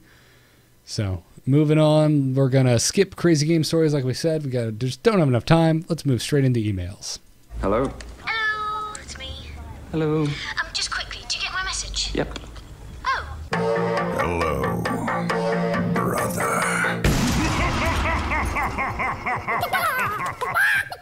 Emails, you can send them to tacpodcast@gmail.com. Our first email today comes to us from Paul the Programmer, and he says, "Hello, all. I have been a listener of the A-Move shows for a while. After listening to this week's Angry Chicken, I decided to help out the Arena Roulette Initiative. If you have any questions, you can IM me or on Skype. He wrote a quick Windows application that gets the location of the 3 sections on the screen during arena deck construction, then provides a random click in one of those 3 locations. He said he designed it to be as lightweight as possible. Then he goes on to specifically on how to use it and gave a Dropbox download of this freaking program. Yeah. I just saw this today. I threw it in here because it is awesome. I just think this is awesome that someone put this together. I haven't tried it yet. For all I know, it's a virus. It's probably not a virus. It's probably not, but... See, I never even thought of that. I read this email and I was like, oh my god, this is the greatest thing ever. I played Arena Roulette in this last week. It was so much fun on the stream, and I was just like, oh, this is going to be so great. And they're like, oh, it's probably a virus. I'm like, oh, I'm so trusting. No, it's probably... I really doubt it's not. The guy explains in grueling detail how to use this I application. didn't even think of that, though. Yeah. This would be the weirdest way to try to get a virus out there. Like, you know what I'll do? Yeah. I'll write a whole email where I clearly listened to the last show.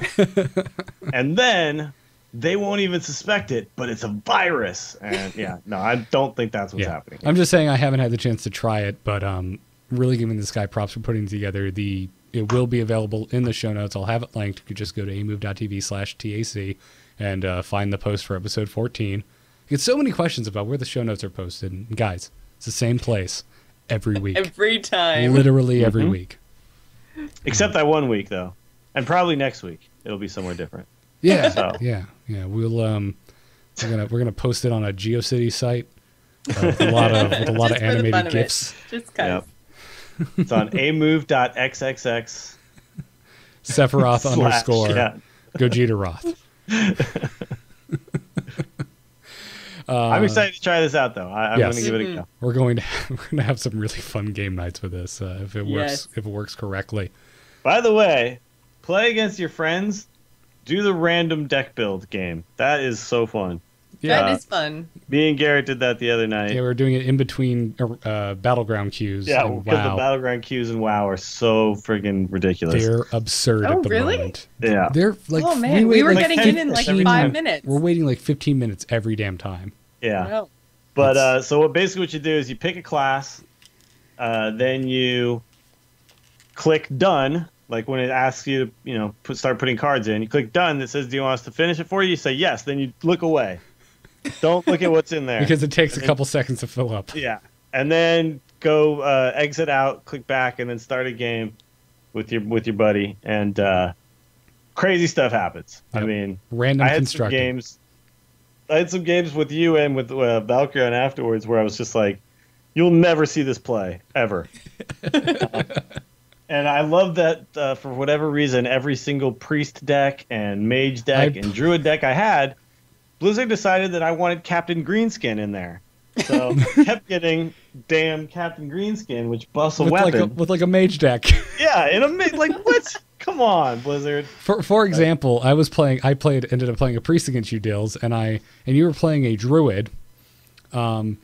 Yeah, right? Yes. Because because I ended up with a Doomsayer in my freaking deck and like nothing to really do with him.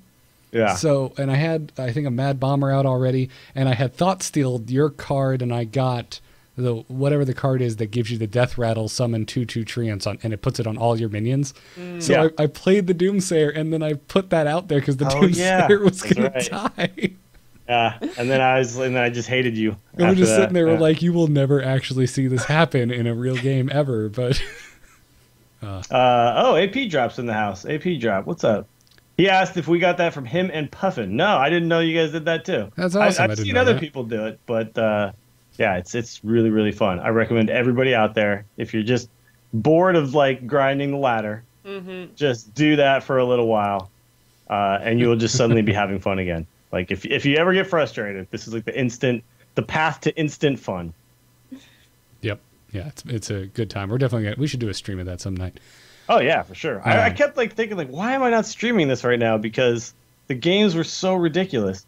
I think Valkyrion got like a 16-18 Void Terror on me at one point, and like everything. And then we weren't killing each other. We were like specifically just continuing the games on. Yeah, it was good times. That's great. Anyways, Dills, you want to take the next email? Oh crap! Yes. Try to pay attention.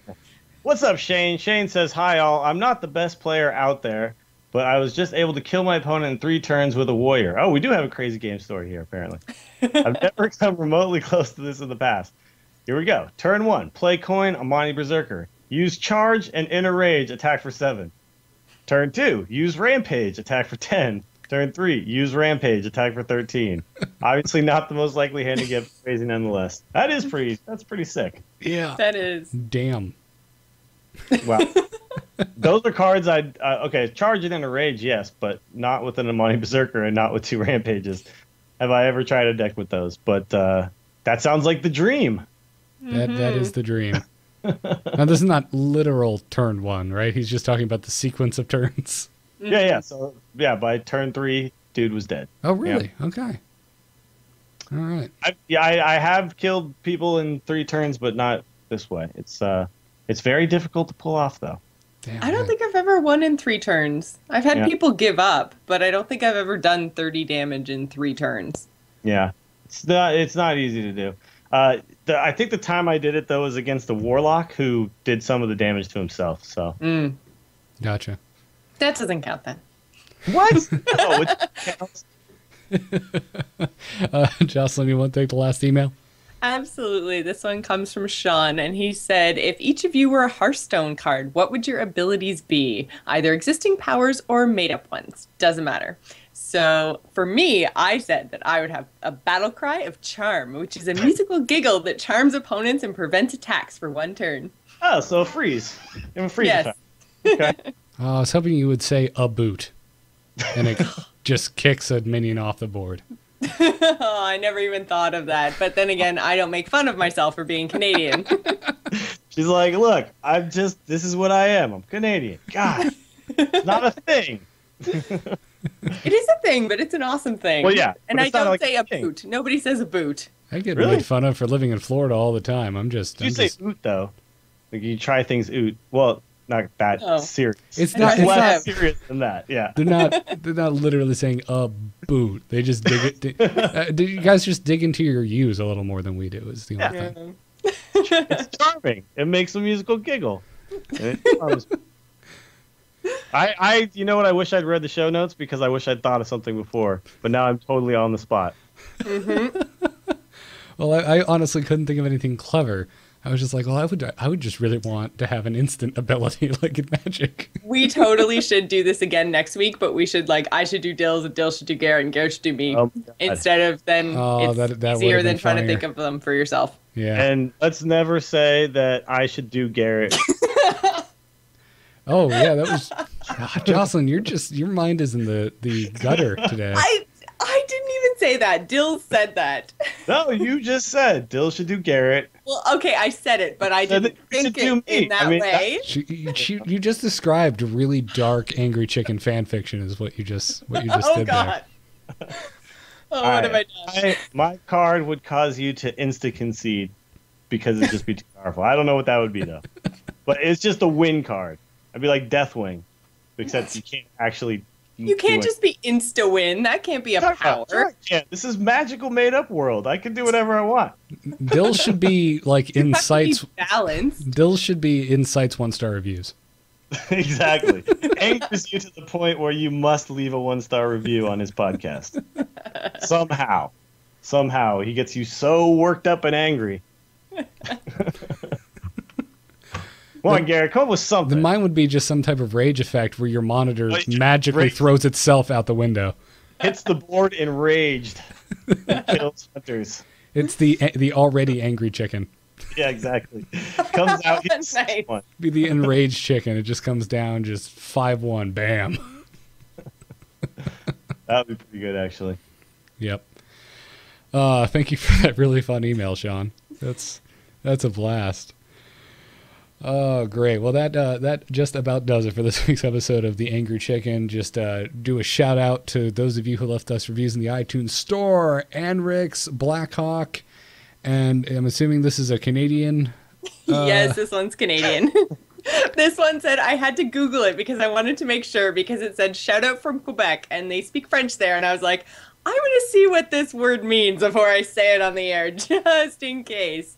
And it's Saltimbank 55, which actually means magician or mage or performer. So I thought that was really cool. That's pretty badass. And anytime anyone says magician, the only thing that comes into my head is the song The Final Countdown. Nice. So there's that. And then it's quickly followed by chicken noises, so that's also course. Cool. The Angry Chicken is a production of amove.tv and the Frog Pants Studios. You can see more about this and all of the other amove shows over on amove.tv. Jocelyn's show, The Gamer's Inn, is over there. My other show, Starcast and Amove Radio, is over there, so go there and check it out. Make sure to check out the other fine shows on frogpants.com as well, like The Instance. Since all of you get angry about World of Warcraft talk on this show, you can go over there and get angry about the Hearthstone talk. Exactly. It's great. It's like so much anger can be had if you just flip-flop back and forth between those two shows. Or everyone can really just enjoy the fact that Blizzard games are awesome. Yeah, exactly. We could all just like Blizzard games at the same time. Can't we all just be friends? It would be amazing if we could. Yeah, except I hate hippies, so it's not a rule I live my life by. You can email the show at tacpodcast@gmail.com. So we get which, by the way, I put out a tweet today. We had direct listener involvement in every segment today. So that's true.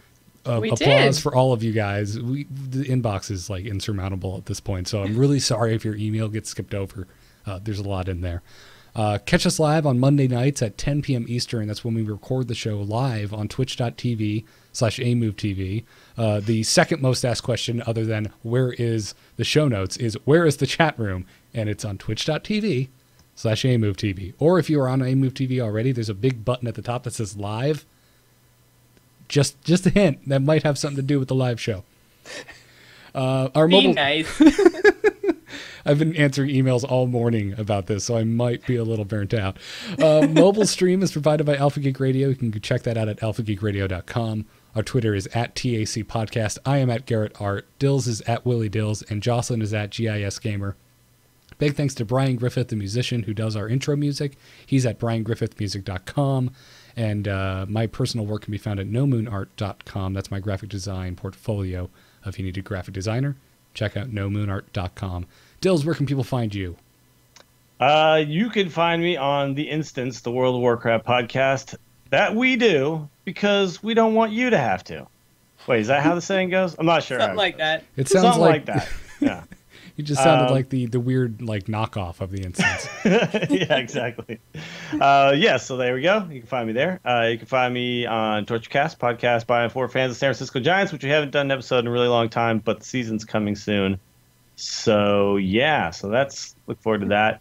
MGA Mediocast about the Mediocre Golf Association, and of course my Twitch streaming Hearthstone, or sometimes Battlegrounds, which I haven't done in a while, but promise I will get back to it soon. And if he's not streaming them, I am at this Twitch channel. So exactly. Also, Nevermore you can find is teaching me how to heal. Ooh, what? Sounds exciting. Yeah, you were on the other night. And we were like, I wasn't even sure if you had a max level tune. So, yeah. I'm learning. Okay. Yeah, you gotta start somewhere. You can also find me next weekend watching the 49ers destroy the Seattle Seahawks in the NFC Championship game. That's right, Saban. Coming for you. I guess I'll root for them since no team I even give a remote crap about is in it anymore. So Broncos. Oh, what? Broncos. Wait, you're a Broncos fan? Yeah, man. I thought Canadians only cared about Canadian Football League or whatever. I like all the sports. Okay. You know what's so weird about the football in Canada is you can just kick it whenever you want. You know that? Yes, Like you can just I do decide like to just Canadian suddenly football. kick it forward. Canadian football is awesome. You mean there's So prominent? bizarre. You mean there's prominent use of your foot in a game called football? Who Yeah, knew, right? it's weird. What a! Doesn't I make lo- any sense. I love that is a weird thing to us still. It shouldn't be, but it is. Jocelyn, where can people find you when you're not doing the Angry Chicken? They can find me right here on A Move TV doing the Gamers In every Friday night. You can also find some of my articles over on Doghouse Network. We're kind of ramping up. They're relaunching the podcast and everything else. So Doghouse Network is very shortly going to be quite a big thing. So I'm really excited about that. You can also find me over on Twitch. I'm GIS Gamer on Twitch, and I try to stream as much as possible. And actually, I think I streamed like 3 or 4 times last week. So I'm having a lot of fun over there. You guys should check it out. Yeah, make sure you go watch her. Hopefully, have a much easier time doing Arena Roulette this week. It wasn't that hard. I just picked all the cards on the right, and then it was awesome. I'm actually gonna do this. Like probably not right now, but very soon. I'm gonna do this Arena Roulette on the stream. Yeah. So. Awesome. Totally awesome. Check out our sponsors, doghousesystems.com. Our code is TAC. That stands for the Angry Chicken, if you weren't aware. You can get double memory on your next Doghouse Systems gaming rig, and you directly support the show in the process every time that code is used. And I love my Doghouse system, which is turning 3 very soon, and it's still eating up everything, and I haven't replaced a single part in it. Nice. Such a lovely computer. So enjoy that. Check them out. And we will see you all next week for episode 15. Ooh. Job's done. Oh, job's done. What? Job's done.